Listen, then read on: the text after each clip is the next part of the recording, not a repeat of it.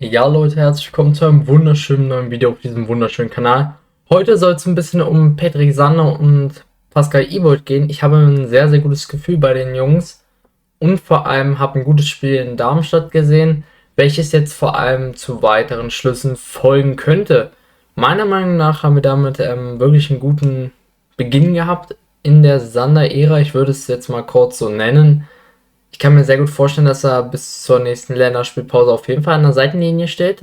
Aktuell gibt es keine Gerüchte mehr zu möglichen Trainern, also alles komplett erloschen. Komischerweise. Nach einem guten Spiel in Darmstadt, wo man wirklich Fortschritte sehen konnte, nach 14 Spielen das erste Mal zu Null gespielt. Das ist ein großer Erfolg. Auch unter Tietz war das sehr, sehr selten, wegen dem offensiven Spielsystem. Jetzt spielt man weiterhin offensiv, sehr, sehr viel Ballbesitz hat man und hat keinen individuellen Fehler gemacht. Das ist der Punkt, auf den man stolz sein kann. Jedoch hatte man sicherlich auch Glück, dass dann keiner reinfliegt. Aber grundsätzlich war die Defensive äußerst stabil. Darüber haben wir auch gestern gesprochen. Und vor allem über die Entwicklung der Spieler. John Hugonet ist wieder auf Niveau, wie er letzte Saison auch war. Und gleiches gilt für Matthiesen. Meiner Meinung nach haben die beiden sich wieder zurückentwickelt. Ich weiß nicht, was unter Fiedler schief lief, dass die Jungs da keine Leistung gebracht haben, aber jetzt steht die Defensive wieder so mit dieser Brutalität, wie sie auch in der letzten Saison stand, vor allem mit den interessanten Elementen zwischen Hugonet und Matthiesen, die meiner Meinung nach nicht mal unbedingt Innenverteidiger sind, sondern eher Sechser, zumindest gewohnt wurden, umgeformt zu Innenverteidigern und machen ihren Job da gut. Vor allem, was mich auch immer wieder überrascht, wie beim FCM ein ähnlicher Fußball gespielt wird wie Positionswechsel da vorhanden sind in der Startformation. Vor allem, wenn man sieht, dass zwischendurch ein Hugonet oder Matthiesen auf einmal Stürmer spielt. Es erinnert mich sehr an totalen Fußball, was es ja auch vom Gefühl her zu sein scheint, was Patrick Sander da gemacht hat. Und es hat eigentlich funktioniert. Vor allem die defensiven Wechsel. Artig stand ganz oft hinten, hat die meisten Zweikämpfe gewonnen. Eigentlich als Spieler, der, naja, sagen wir mal, tendenziell eher weniger in die Zweikämpfe geht, sondern eher in Dribblings. Und das hat er gut gemacht. Hat mir richtig gut gefallen.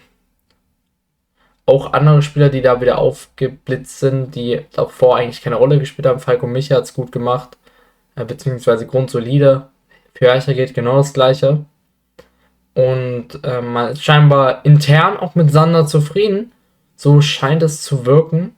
Und dementsprechend habe ich da auch keinen Zweifel dran, dass wenn man sagt, okay, wenn wir jetzt gegen Münster gewinnen, gegen Illertissen gewinnen und auch gegen Bochum. Das müssen die drei Spiele sein, die du gewinnen musst jetzt, um aus dieser schweren Phase rauszukommen. Eine andere Wahl hast du gar nicht. Ich würde sogar noch es okay finden, wenn man gegen Preußen einen Punkt holt. Dann muss man aber gegen Illertissen und Münster und Bochum auf jeden Fall gewinnen. Das sind die Ziele, die man klar anstreben muss und das auch klar ansprechen muss. Ich denke mal, das sieht jeder so. Aber im Endeffekt muss man aus den nächsten drei Spielen 3 Siege holen, um überhaupt mitten wieder drin zu sein. Wir haben Glück, dass Dresden knapp nicht gewonnen hat. Auch das gehört zur Wahrheit dazu. Bochum ist weggerannt und auch andere Vereine machen es uns aktuell nicht einfach. Deswegen müssen wir selbst jetzt alles wieder in die Hand nehmen, vor allem um da wieder rauszukommen. Ich kann mir aber sehr gut vorstellen, dass es unter Sander und Ibold klappt, denn die haben eine gute Performance auf den Außen geliefert. Das Einzige, was man kritisieren kann, ist die Einwechslung von Bräunig, der meiner Meinung nach einfach nicht zur Mannschaft passt. Ich weiß nicht, woran es liegt, ob er es nicht will. Ich weiß nicht, ob es einfach nicht funktioniert. Da bin ich mir bis heute sehr unsicher, aber auch beim Einklatschen hat er nicht mitgerufen. Wirkt einfach sehr lustlos, finde ich, im FCM-Dress. Mal schauen, vielleicht ändert sich das auch noch. Ich lasse mich da gerne überzeugen. Ich hätte aber lieber Unai Wu gesehen dann als Einwechsler, um vor allem da nochmal ein anderes Spielelement reinzubringen. Mit Schnelligkeit. Und auch einen Stahlmach hätte ich gerne gesehen, vor allem weil er sich über die Wochen unglaublich entwickelt hat und eigentlich einer der besten Spieler bei uns war, wenn er gespielt hat. Aber mal schauen, wir schauen, was passiert. Schreibt eure Meinung unbedingt in die Kommentare, lasst ein Like und ein Abo da, würde mich sehr freuen. Ab 99 Cent kann man Mitglied werden, um mich zu unterstützen. Ich bin auch aktuell dabei, meinen eigenen Verein zu gründen. Auch den Kanal könnt ihr gerne abchecken. Ist tatsächlich verlinkt auf meiner Kanalseite, würde mich sehr freuen. Dankeschön.